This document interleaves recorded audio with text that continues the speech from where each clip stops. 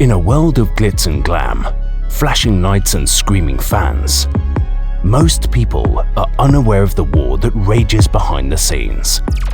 And that war includes your favorite artist and your favorite songs. This is The Dark Side of Songwriting. Hosted by Nayim Edwards. Welcome to The Dark Side of Songwriting. My name is Nayim Edwards and I am your host today, back with part 2 of the Megan Thee Stallion album Breakthrough. Today we're covering Breakthrough just as some cliff note versions of what happened last episode. If you did not catch it, one, go back and look at it so you can understand why and how we got to this point. But just a few little points. So we understand that there is no success in mainstream female rap music without going down the whore, prostitute, sell your body lane. This is something that she never wanted to be a part of. There is a very big difference between having fun and actually being what you say you are in your music. We've already established that that's never who she wanted to be, and we have bigger expectations from her just because she is absolutely one of those ones. Now, I want to talk about the breakthrough. When she came out on her album, even though it was sandwiched in there, like I said yesterday, and she started to actually speak from more of an internal, introspective situation of whatever is going on with her life. She even made hints about the Tory Lanez situation on a few other songs.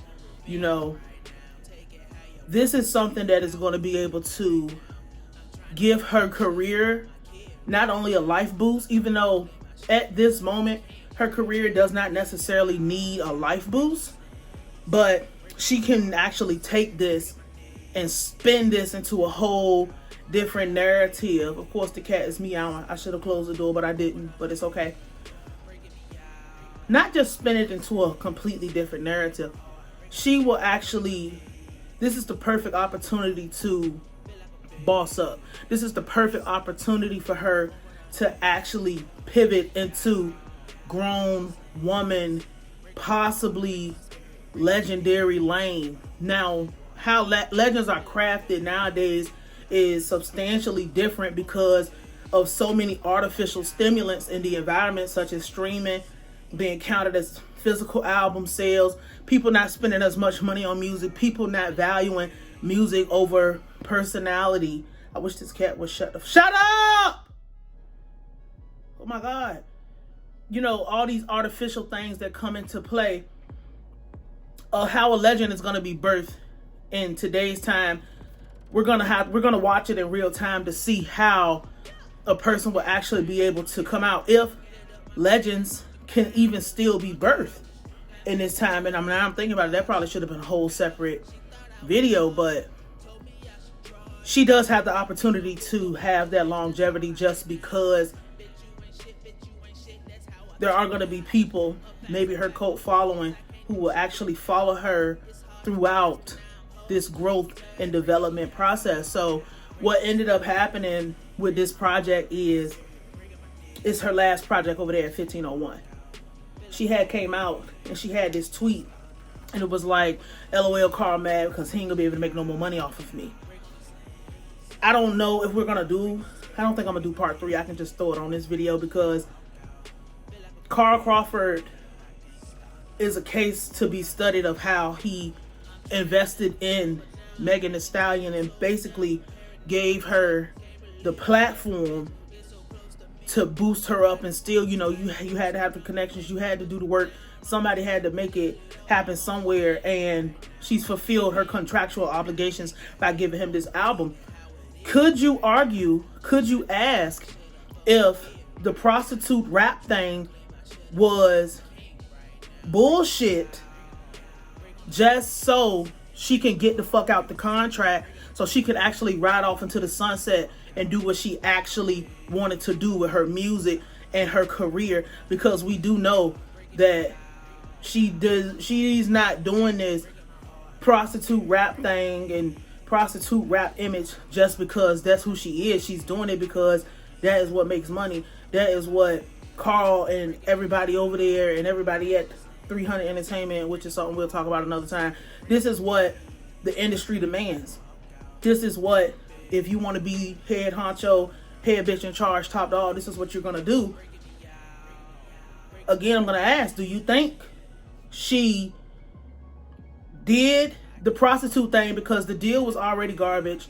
Well, her deal was actually pretty okay, considering how much of personal ownership she had with no leverage coming in. But like, do you think she did all of this stuff in the past, musically, image-wise and stuff, just to get out of, fulfill her contract, get the fuck out of there? Do you think she's going to actually go from this point and actually do something that she wants to do that's meaningful? Because whether you like Megan Thee Stallion or not, whether you think whatever you think about her or not, you have to acknowledge and understand that this is one of the most powerful female rappers of today.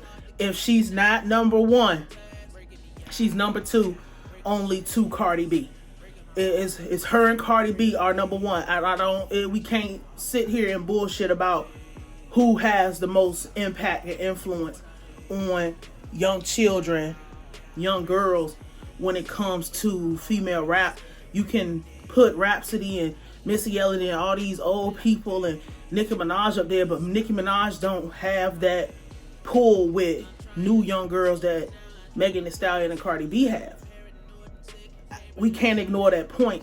So this is one of those things where it's just like, we're going to have to monitor this whole contract in the situation, because it could be like the Miguel situation, where Miguel, they had him dressing like a goddamn 2099 space alien, gender fluid, sexually fluid looking whatever, because he didn't have no control over his image. He didn't have no control over how he was put out. But as soon as he fulfilled his contractual obligation and he got out of that situation, you saw him go back to that, well, not even back, because he didn't come out. Well, I guess because I knew about Miguel before I knew even what he looked like. That's just the benefit of, being such a music lover. You kind of know everything and everybody that's going on if they're making that motion. He was actually making waves up in New York when I was in high school. This is not about Miguel, but you saw with him, well, when he fulfilled his shit, he got to go to doing what he actually wanted to do. He had control over his image. He had to do, he did whatever he wanted to do. Is she going to pivot and go into a lane where, even though she has the eyes, this is probably the most powerful she's going to be in her career. I'm going to go on record and say that this is probably the most powerful she's going to be. We can take sales out of it, because sales are bullshit. We can take all this other stuff. We're talking about impact and influence.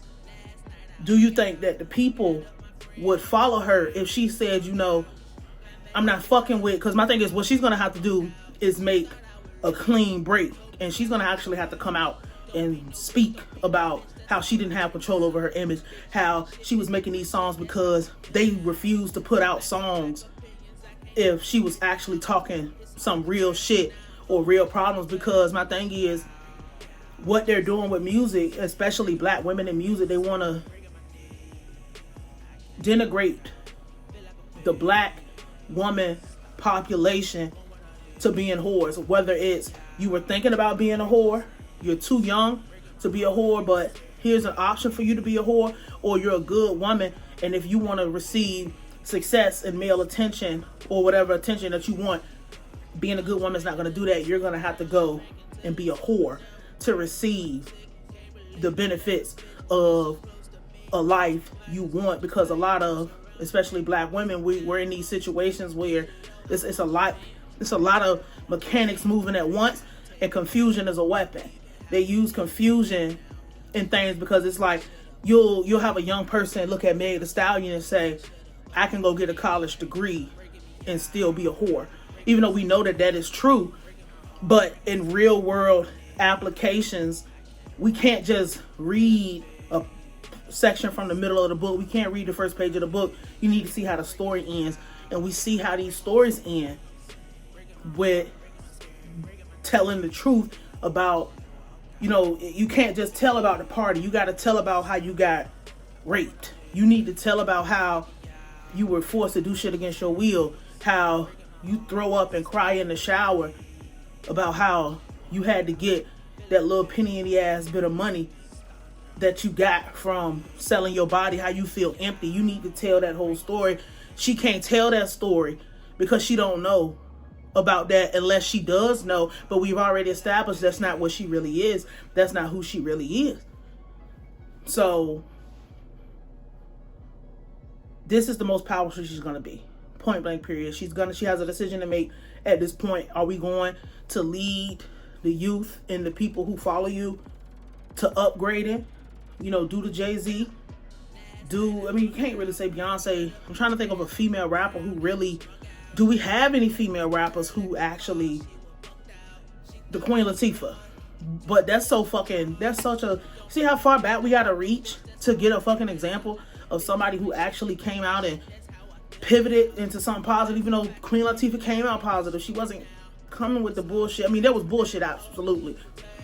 But is Megan Thee Stallion going to take her impact, take her influence, and upgrade her career and her success by saying, I realized what I was doing was wrong and leading people in the wrong direction, leading young women, young girls in the wrong direction, and completely boss up, and know that with the boss up is going to come leaving the whore culture behind, because you can't, I mean, you can do that, but now you're going to have to deal with all the other shit you was talking about in your songs, and people not trusting you, calling you a liar or whatever, because once you go over there, you have to stay there.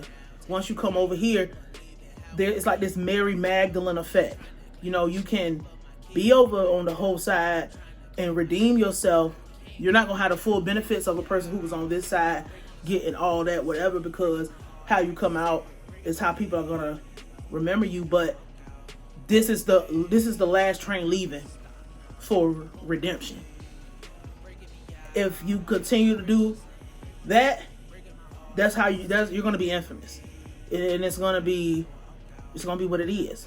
That's the really sick, dark side of doing this kind of music and wanting to do whatever. We have seen it done on the male side. I've never really seen it on the female side, where a person was able to come out and redeem. Even if you had that image, I think about like Lil' Kim. Even if you had that image, Lil' Kim still was like a spitter. Like, she could really rap about, you know, anything.